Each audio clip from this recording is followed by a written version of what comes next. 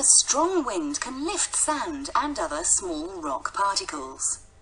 Grains of sand carried by the wind continually wear away and polish the parts of rock extending above the surface.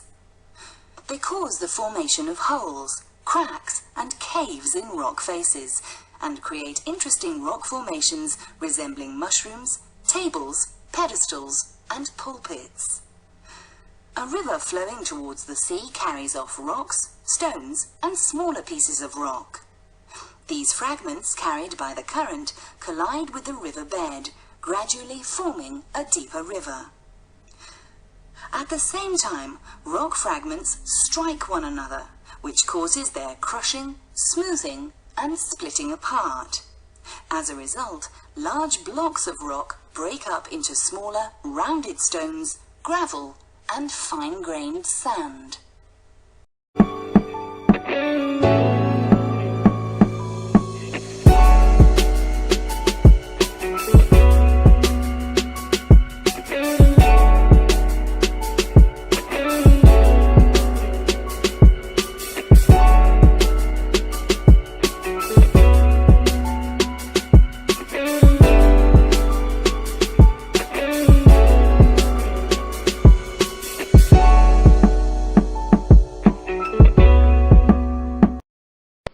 Erosion. It is the German name or word for landscapes. These are tabular masses having a layer of soft rocks lying beneath a surface layer of more resistant rocks.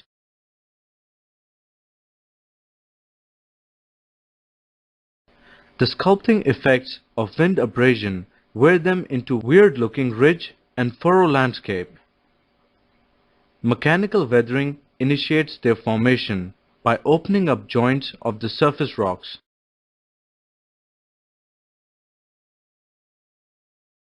Wind abrasion further eats into the underlying soft layer. So the deep furrows are developed. The harder rocks then stand above the surface like ridges, and many even overhang, referred to as erosion. Such tabular blocks of erosion may stand 3 to 30 meters above the sunken furrows. Continuous abrasion by wind gradually lowers the erosion and widens the furrows.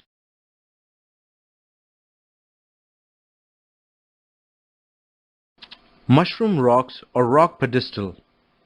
The sandblasting effect of winds against any projecting rock masses wears back the softer layers, so that an irregular edge is formed on the alternate bands of hard and soft rocks. Grooves and hollows are cut in the rock surface, carving them into fantastic pillars called rock pedestals or mushroom rocks.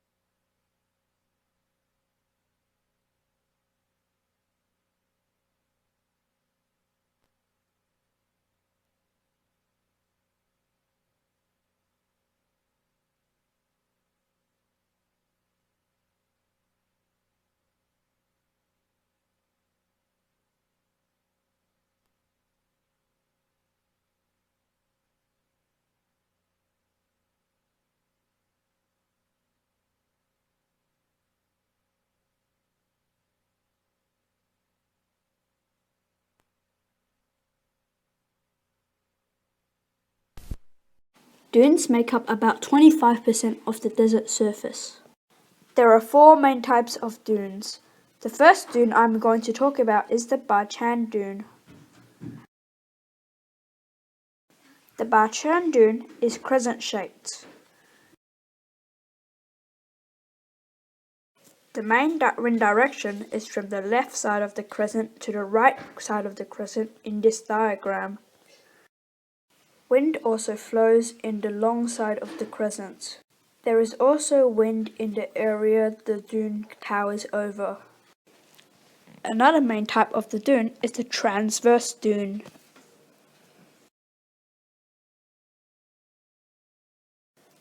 The transverse dune are ridges of sand which are perpendicular to the wind direction and at right angles to it.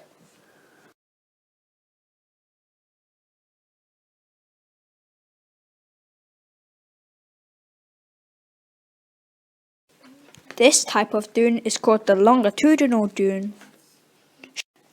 It is also called the Seif dune. The wind direction is mainly in the parallel direction to the ridge of sand.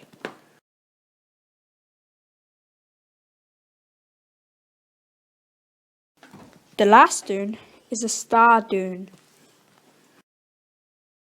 In a star dune, the waves of sand mainly meet up at one particular point or ridge. The wind comes from all directions.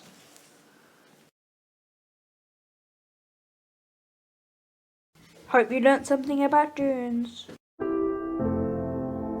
It is located in the north of central China and contains 70% of the loess on the planet. It is hard to imagine a time when it did not exist, but this yellow land was created by particles carried by the wind. The entire mega landscape has a total of 620,000 square kilometers. Even seen from above, it's hard to comprehend the sheer size of it.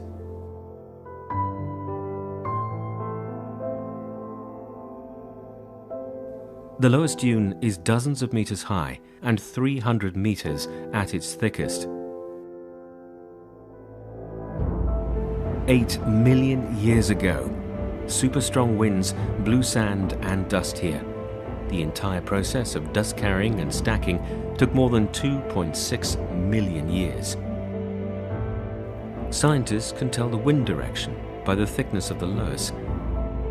Because tiny dust particles are carried the furthest, they came to rest in the southeasternmost part of the plateau.